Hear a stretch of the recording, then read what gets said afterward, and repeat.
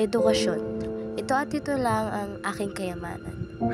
Sabi nga ng ating mga magulang, wala kaming ibang ipapamana, tanging edukasyon lang. Marami rin akong pangarap sa buhay.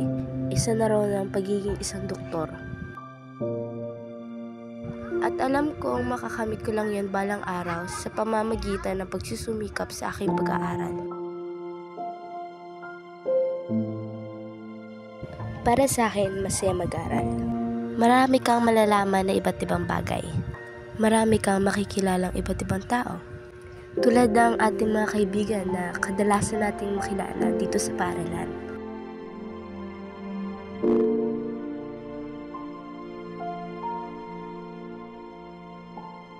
Minsan madali, minsan mahirap. Pero kung ikaw ay magiging isang masipag at matyagang tao, magiging madali lang ang mga pagsubok. At dahil rin dito, mararating mo ang tagumpay na ninanais mong makamtan. Tunay na napakahalaga ng pag-aaral. Gaya nga ng aking sinabi, marami kang matututunan dito.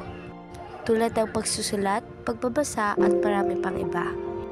Napansin niyo ba na halos lahat ng ito ay nagagamit natin sa ating mga pang-araw-araw na mga gawain?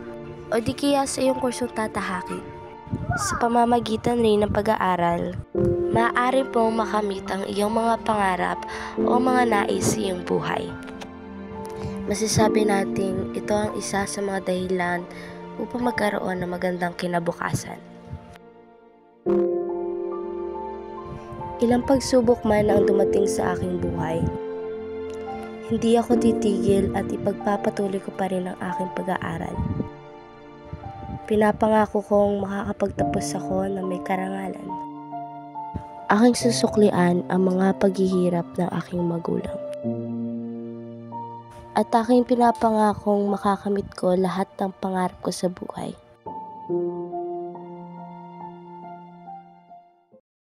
Sa mga mag-aaral na katulad ko, pahalagahan natin ang mga paghihirap ng ating mga magulang.